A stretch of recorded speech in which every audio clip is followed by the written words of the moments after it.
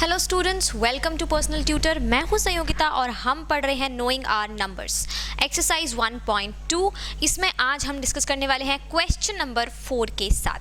तो चलिए स्टार्ट करते हैं क्वेश्चन नंबर 4। यहाँ हमें गिवन है Kirti book store, Kirti book store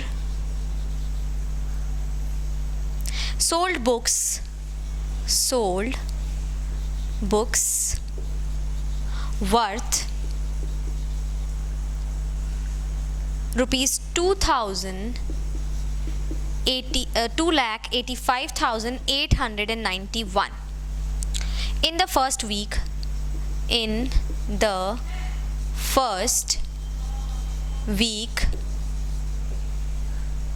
of June and in the first week of June, and books worth 4,768 in the second week of the June, in the second week of June. How much was the sale for? How much was the sale for? How much was the sale for the 2 weeks together? For the 2 weeks together.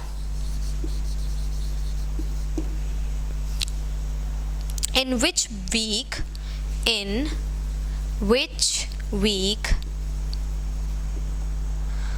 was the sale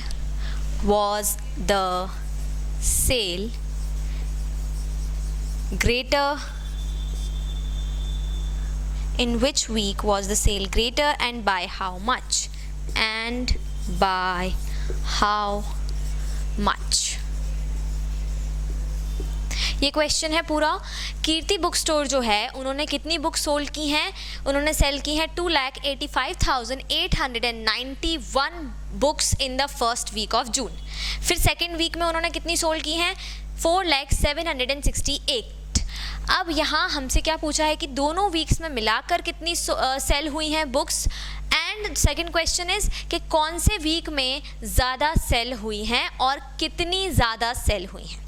ठीक है, तो हम धीरे धीरे तीनों answers देंगे। सबसे पहले हम दोनों का मिलाकर निकालते हैं। जो फर्स्ट क्वेश्चन पूछा है कि टोटल जो है 2 वीक्स में कितनी हुई है टुगेदर, तो सबसे पहले देखते हैं फर्स्ट वीक कितनी हुई फर्स्ट वीक में? Rupees 2,85,891। This was the first week. And then second week में कितनी हुई? 4,768 सेकेंड वीक में हुई है। सो अब हम क्या करेंगे? 2 वीक्स टुगेदर साथ में निकालेंगे दोनों का। तो साथ में अगर हमें निकालना है कि टोटल कितनी बुक्स सेल हुई हैं, तो हमें क्या करना पड़ेगा? इन दोनों को ऐड कर देंगे। जो 2 वीक्स का है उसे हम क्या कर देंगे? सेल्स जो है उसे हम ऐड कर देंगे।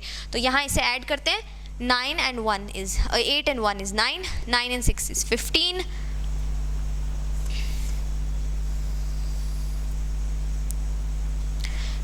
9 and 6 is 15, then 8 and 8 16, 6, 8 and 6, so 6,86,659 इतनी बुक्स जो हैं, इतने रुपीस की जो बुक्स हैं वो यहाँ पर दोनों वीक्स में मिलाकर सेल हुई हैं।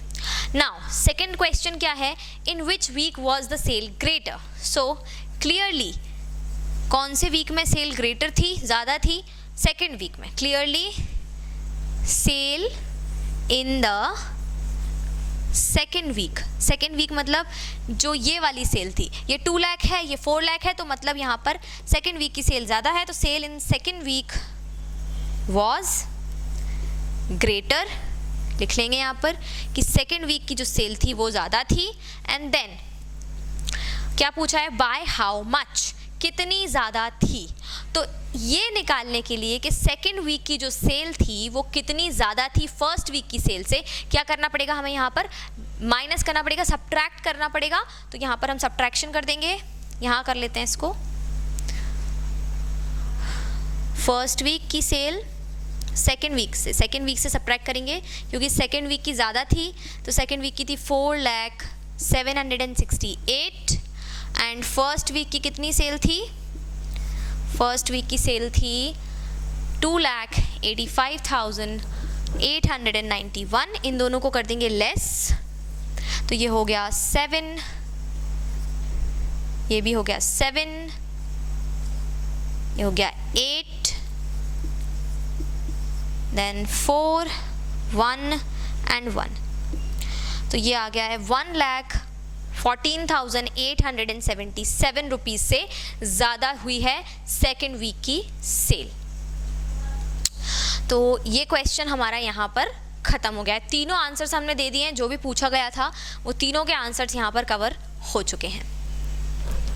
आप इसे पॉज करके वीडियो को नोट डाउन कर सकते हैं।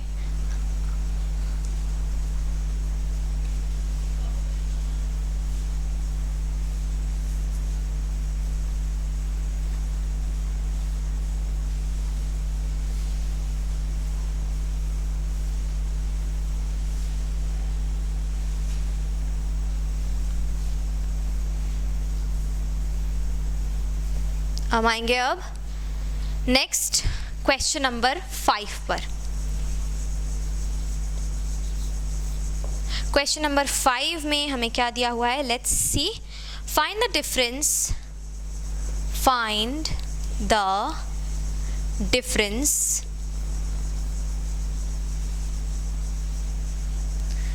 between the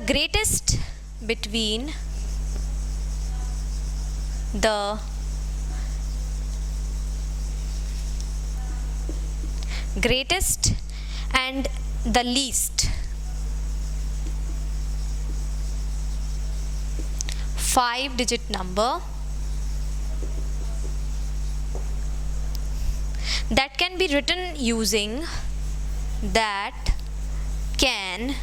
be written using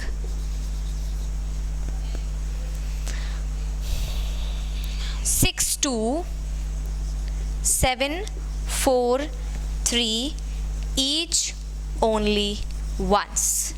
काफ़ी अच्छा क्वेश्चन है ये। तो हमें यहाँ क्या करना है, find the difference find out करना है। तो यहाँ पे जो फर्स्ट वर्ड ही क्या दे दिया हमें, डिफरेंस। मतलब क्या करना पड़ेगा, यहाँ पर डिफरेंस फाइंड आउट करना होता है तो क्या करते हैं, सब्ट्रैक्ट। टोटल करना होता है तो करते हैं ऐड। तो यहाँ क्या करेंगे, सब्ट्रैक्ट करेंगे। लेकिन हमें यहाँ कोई नंबर्स नहीं दिए हैं, सब्ट्रैक्ट हमें किस किस को करना है, so between the greatest and the least. मतलब द ग्रेटेस्ट जो नंबर है वो और जो लीस्ट नंबर है यूजिंग दीज डिजिट्स। ये हमने 1.1 में देखा था, ग्रेटेस्ट नंबर बनाना यूजिंग सम डिजिट्स और लीस्ट सबसे छोटा नंबर बनाना यूजिंग सम डिजिट्स। तो बस वही हमें यहाँ पर करना है। क्या करना है कि जो ग्रेटेस्ट नंबर बनेगा इन पांचों डिजिट्स को मिलाकर, और जो लीस्ट 5 डिजिट नंबर बनेगा इन डिजिट्स को मिलाकर, उन दोनों के बीच का डिफरेंस निकालना है। तो सबसे पहले हमें यहाँ पर नंबर बनाना पड़ेगा। तो लेट्स सी, नंबर बनाते हैं सबसे पहले। सो greatest 5 digit number, greatest 5 digit number, क्या नंबर बनेगा यहाँ पर 5 डिजिट जो ग्रेटेस्ट होगा। तो ग्रेटेस्ट नंबर के लिए हमें लिखना होगा सबसे पहले सबसे बड़ा नंबर। तो ये सबसे बड़ा नंबर है इन पांचों में, तो लिखेंगे 7, फिर इससे छोटा नंबर 6, फिर इससे छोटा 4, 3 एंड 2। तो ये 76,432 जो है ये नंबर बन चुका है ग्रेटेस्ट जो है वो। इससे ज़्यादा बड़ा नंबर इन पांचों डिजिट्स को यूज़ करके नहीं बनाया जा सकता, ये हम पढ़ चुके हैं ऑलरेडी। एंड ग्रेटेस्ट के बाद हम क्या बनाएंगे, लीस्ट 5 डिजिट नंबर। इसमें हम उल्टा करेंगे, हम सबसे पहले सबसे छोटा नंबर लिखेंगे 2, फिर उससे बड़ा 3, फिर उससे बड़ा 4, 6 and 7। So 23,467 is the least number that is possible by using these 5 digits. Now we have to find the difference between these two numbers. तो अब क्या करना है, इजीली फाइंड आउट कर सकते हैं difference is equals to, difference में क्या करेंगे, दोनों को माइनस कर देंगे, 76,432 माइनस 23,467 लेस कर देंगे, 12 में से 7 लेस करेंगे तो आएगा 5, यहाँ पर आ गया 2, ये हो गया 12 में से 6 लेस करेंगे तो बचेगा 6, यहाँ पर हो गया 3, 13 और ये हो गया 5, 13 में से 4 लेस करेंगे 9, 5 में से 3 लेस करेंगे 2, 7 माइनस 2 5, 52,965। तो ये आ गया है हमारा आंसर, ये है इन दोनों का डिफरेंस 52,965। ये काफ़ी कनेक्टेड था फर्स्ट वाली एक्सरसाइज से, ये जो क्वेश्चन था।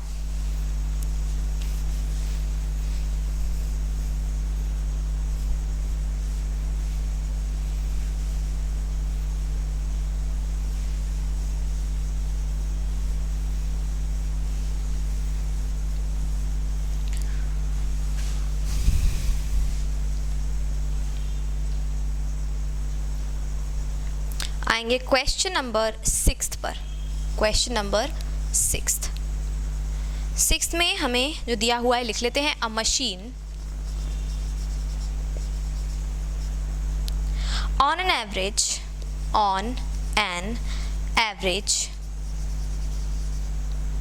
a machine on an average manufactures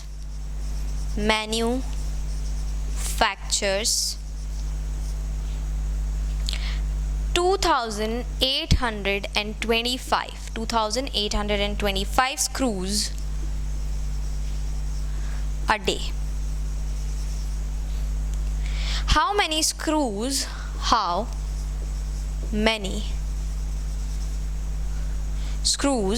did it produce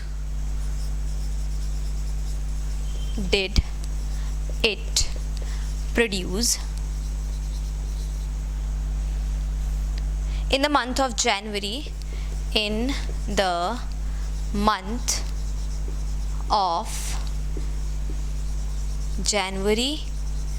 2006। तो यहाँ क्या पूछा गया है हमसे, सबसे पहले तो a machine on an average, एक मशीन जो है वो मैन्युफैक्चर करती है इतने screws, on an average a day, in a day वो इतने स्क्रू जो हैं वो मैन्युफैक्चर करती है। How many screws did it produce in the month of January 2006, मतलब जनवरी 2006 में कितने जो स्क्रूज थे वो उसने प्रोड्यूस किए। इसके लिए आपको जाना पड़ेगा मंथ्स पर, मंथ्स में कितने डेज होते हैं उस पर। अब जनवरी की बात कर रहे हैं, ये जनवरी में कितने डेज थे। सो जनवरी में सबसे पहले नंबर ऑफ डेज कितने होंगे, हमारे पास है 1 डे की इंफॉर्मेशन और हमें क्या निकालना है 1 से ज़्यादा, मोर देन 1 डेज की इंफॉर्मेशन, तो हमें करना पड़ेगा यहाँ पर मल्टीप्लाई। लेकिन उसके लिए जनवरी 2006 में कितने डेज होंगे, तो days in January 2006, so it will be 31 days, and screws manufactured, कितने मैन्युफैक्चर हुए हैं 1 डे में, screws manufacture in 1 day is equals to 2,825. Now screws manufactured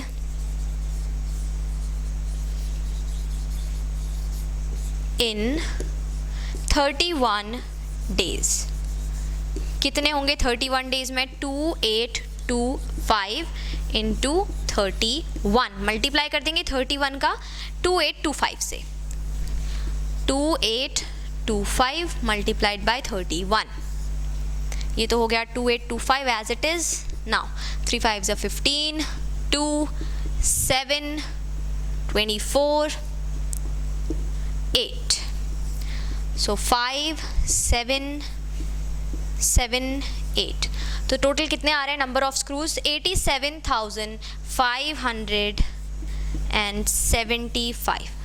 इतने स्क्रू जो हैं ये प्रोड्यूस करेंगे इन द मंथ ऑफ जनवरी 2006, मतलब इतने प्रोड्यूस किए इन्होंने 2006 जनवरी मंथ में। तो यहाँ मल्टीप्लिकेशन का मैटर था पूरा कि आपको जब सिर्फ एक चीज़ की इंफॉर्मेशन दी हुई है, आपको 1 मोर देन 1 निकालना है, तो हम क्या करते हैं, मल्टीप्लाई। और इसी का ऑपोजिट, जब हमें मोर देन 1 के बारे में पता है और 1 का सिंगल इंफॉर्मेशन हमें निकालना है, तो हम क्या करते हैं, division.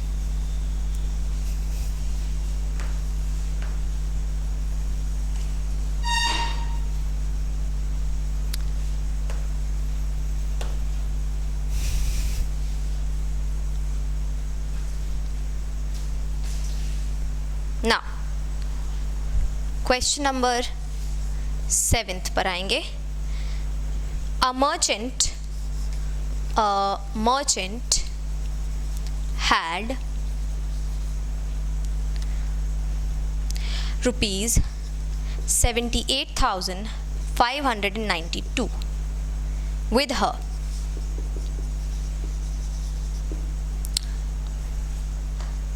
She placed an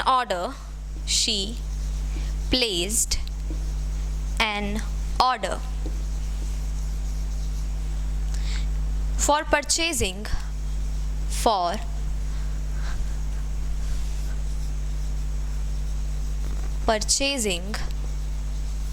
she placed an order for purchasing 40 radio sets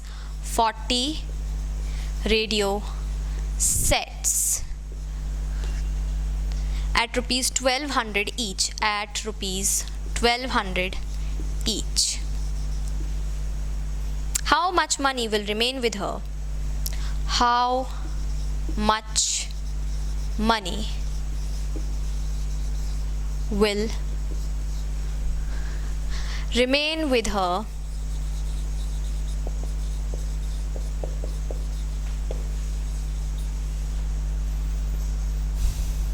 after the purchase?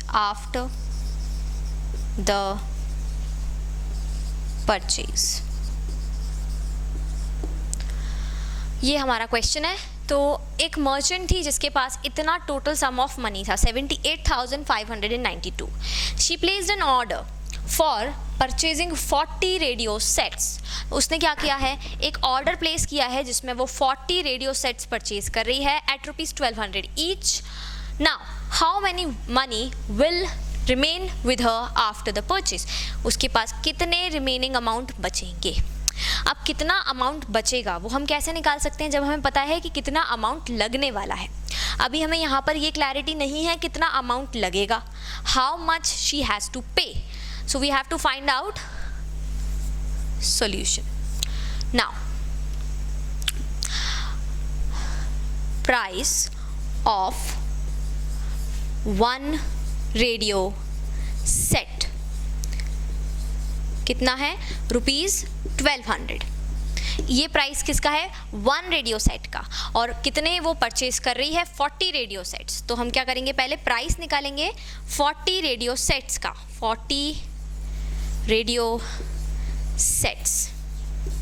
ना 1 रेडियो सेट का प्राइस है 1200, प्राइस 40 रेडियो सेट्स का क्या होगा, कैसे निकालेंगे। अब हमारे पास 1 रेडियो सेट की इंफॉर्मेशन है और हमें निकालनी है मोर देन 1 की इंफॉर्मेशन। तो 40 जो है उससे हम क्या करेंगे, इसको मल्टीप्लिकेशन कर देंगे, 1200 मल्टीप्लाइड बाय 40। तो क्या आ जाएगा, यहाँ पर हमें क्या मिल जाएगा, 12 4 यहाँ पर हो जाएगा 48,000। मतलब टोटल कितने रुपीज़ उसे देने पड़ेंगे, 48,000 रुपीज़ देने पड़ेंगे if she is purchasing 40 radio sets and she has 78,592 rupees. So how much she has to pay and how much will remain with her? कैसे निकालेंगे, the merchant had rupees 78,592. Therefore,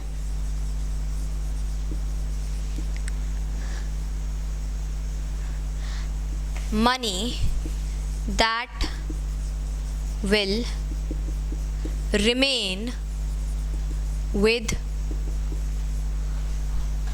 her is equals to, इसमें से हम क्या करेंगे, minus कर देंगे जितना उसे पे करना है, 78,592 माइनस कर देंगे 48,000, तो हमारे पास क्या आ जाएगा यहाँ पे 30,592।